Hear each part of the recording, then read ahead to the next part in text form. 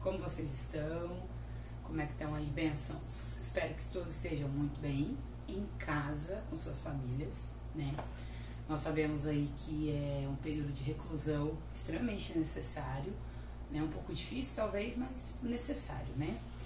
E que bom, espero mesmo que vocês estejam em casa, lavando as mãos aí, né? Água e sabão tem mais efeito, galera brigando pelo álcool em gel, né? Mas se você tá em casa e tá de boa, lave bem as suas mãos aí, do jeito adequado, arruma o quarto aí, que eu tenho certeza que a mãe já pediu, eu aposto que sim. E obviamente vamos dar aquela limpada no quintal, né? Porque a dengue tá aí, tá com tudo. Em todo caso, gente, período aí bem difícil, né? Que a gente tá vivenciando. Eu não consigo me lembrar de algum momento que eu tenha passado e vivenciado isso. Então, assim como vocês, a gente tá no mesmo barco, estamos juntos aí nessa. E vamos tentar encarar isso tudo da melhor maneira possível. E visando esse auxílio, né? Que é necessário e é bacana de ter agora, nesse momento, estamos aí com videoaulas, gente. Vamos gravar videoaulas para ajudá-los, aí auxiliá-los. Vocês que são do terceirão ou que estão aí com essa preocupação em colocar em dia todos os conteúdos, a gente está aqui para ajudá-los com essas videoaulas para isso. Então, espero que vocês aproveitem, espero que vocês estudem em casa, estejam colocando aí o que vocês precisam em dia, mas mais do que isso, sabe? Mantenham aí a paciência, né? Eu acho que isso é muito necessário agora, nesse momento, né? A gente está com tempo aí sobrando, de certa forma, em casa, né? Para fazer muitas coisas, entre elas colocar os conteúdos em dia. Então, pensando nisso, vamos lá então, bênçãos. Seguinte, vamos falar hoje sobre quinhentismo. A gente já tinha estudado até os gêneros literários, né? E só para fazer um remember aí, o quinhentismo, ele é cobrado em muitas bancas, ele passa a ser o primeiro, né? O primeiro momento da literatura a ser cobrado em prova, que é o caso do Enem, né? Bom, mas as outras escolas literárias que a gente já estudou, elas também têm caído em alguns vestibulares. Então, o trovadorismo, classicismo e humanismo, você que dá aquela olhadinha no edital para saber se aquela banca específica tem cobrado essas escolas, esses momentos literários. Bom, agora começamos a falar de literatura brasileira. Então, a partir de agora, né, o quinhentismo, ele vai ser um desses momentos, o primeiro momento de literatura brasileira. Então, vamos começar. Antes de mais nada, gente, vamos lá, anotem aí. O quinhentismo não é uma escola literária, ok? Ele não é classificado como escola. Ele é um momento da literatura brasileira. E o que isso quer dizer? Bom, como a galera chegou aqui, né? Tem a ver com o período colonial, então a gente vai ter uma literatura de informação e uma literatura catequética. Eu já vou chegar aí, já vou falar sobre as duas. Em todo caso, os portugueses chegam ao Brasil e produzem essa literatura. Então ela não é feita por brasileiros, é uma literatura produzida por portugueses, ok? E isso tudo foi feito com o intuito do quê, né? Essa galera chegou aqui, produziu essas obras com a intenção de informar a coroa portuguesa das descobertas que eles encontraram aqui, sobre as novas terras e também sobre o potencial exploratório que eles encontraram aqui quando eles chegaram no Brasil. Tá? Então são portugueses que produzem essa literatura quintista, ok?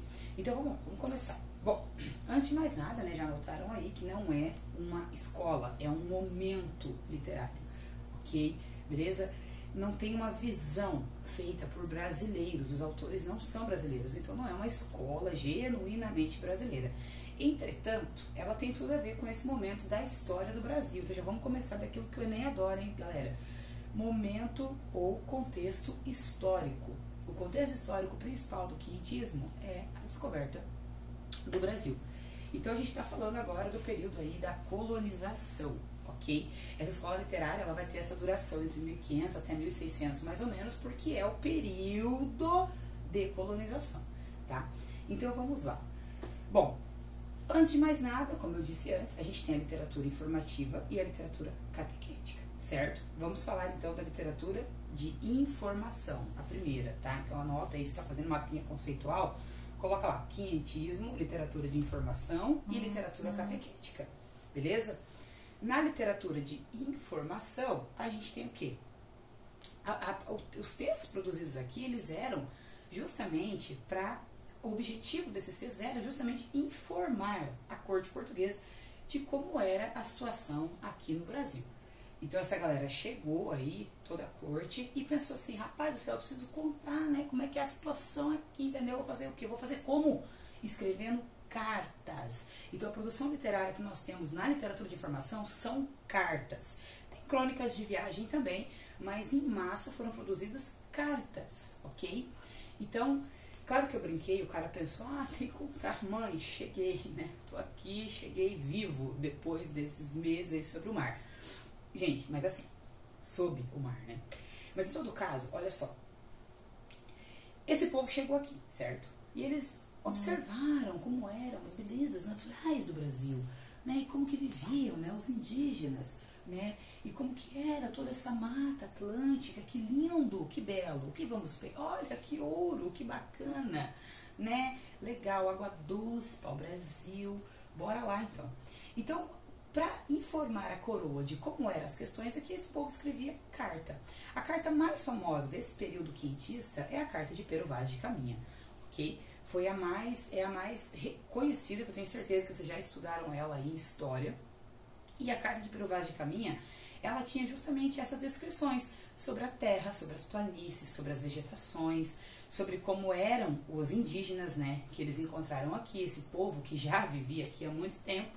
Só que aos olhos dos portugueses, eles eram pessoas diferentes. E, né, imagina para os índios, né, chegando os barcos, os negócios, uma galera branca de roupa, né, que essa gente.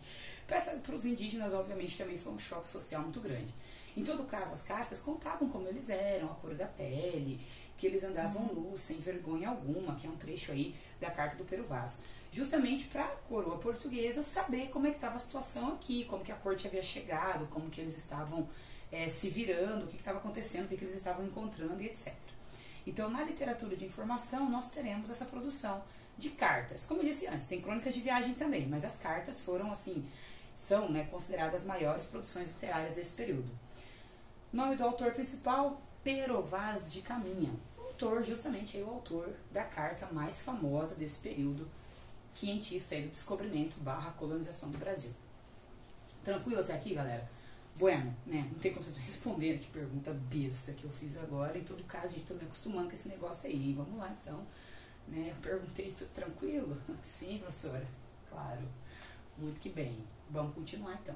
Agora vem a literatura catequética ou / jesuítica. Então, vamos lá. Vamos para outra produção literária agora. Na literatura catequética ou jesuítica, nós temos poemas. Olha só que bacana. Os poemas eram escritos justamente com a intencionalidade de mostrar para essa galera lá de Portugal como que era a proposta, né, dos jesuítas sobre a relação de catequizar os indígenas. O objetivo da literatura catequética ou jesuítica era catequizar ou cristianizar os indígenas. Então essa literatura ela era produzida com este fim, ok? Então eram poemas preocupados com a estética, com a métrica, com a rima, mas que traziam essa ideia, né, de cristianização dos indígenas. Era feito pela maioria pelos jesuítas, obviamente, era uma literatura produzida pelos padres que chegaram junto com essa corte que chegou ao Brasil, né, com essa galera, com essa parte da corte. E esses padres, esses jesuítas, eles tinham essa intenção, né, escrever uma literatura que transparecesse essa intencionalidade de cristianizar os indígenas, de ensiná-los, né, a proposta aí da religião católica, ok? Porque, obviamente, a religião católica era a mais poderosa lá em Portugal naquela época, né, em 1500. Então, essa galera que veio nos barquinhos, chegou aqui esse povo que queria o quê? Catequizar esses indígenas dentro do cristianismo, da religião católica. E aí a gente tem um nome aqui, que eu acho que é o principal autor, sem dúvida nenhuma, o mais conhecido da literatura catequética, que é o Padre José de Anchieta. O Padre José de Anchieta, ele ficou um pouco conhecido, né, justamente porque ele teve aí um caráter, ele não enfiou goela abaixo dos indígenas, o catolicismo, né. Antes de fazer isso, né, antes de reza, Ele fez o quê? Ele tentou entender a língua dos caras, ele tentou conversar com esses indígenas. E o padre José de Anchieta fez o quê? Ele é o autor aí, essa gramática não existe, né? Ele é o autor da primeira gramática em tupi feita aqui no Brasil, né? O nome do livro, o título é Arte da Gramática da Língua Mais Usada na Costa do Brasil. Esse é o título aí da gramática feita por ele. E era uma gramática em tupi mesmo, né? Com a língua tupi, obviamente, com a intenção de ajudar outros jesuítas e auxiliá-los nesse processo de catequização. Então, o padre José de Anchieta é, sem dúvida nenhuma, o principal autor aí desse momento, né?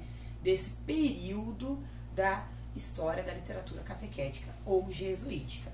Lembrando, gente, ela pode receber esses dois nomes, aquilo que eu sempre digo, vai depender de como o enunciado vai trazer isso, tá? Então pode ser que venha assim, a literatura catequética ou jesuítica é reconhecida como, dois pontos, blá, blá, blá, e as alternativas. E a literatura de informação. Então a gente tem, vamos lá. A gente tem aqui no quentismo esses dois modelos de produção literária. A literatura de informação, onde a galera fazia cartas, e o autor principal, Pero Vaz de Caminha. O objetivo aqui, informar como era o Brasil para a coroa lá em Portugal. Beleza? Outro modelo aqui é a literatura jesuítica ou catequética, que nós temos as produções de poemas. O autor principal é o padre José de Anchieta, o cara aí que fez a gramática em tupi. E o objetivo dessa literatura jesuítica ou catequética é catequizar barra cristianizar barra catolizar os indígenas, ok? Porque, obviamente, eles chegaram aqui, vamos aprender os nossos costumes, inclusive, especialmente, a nossa religião.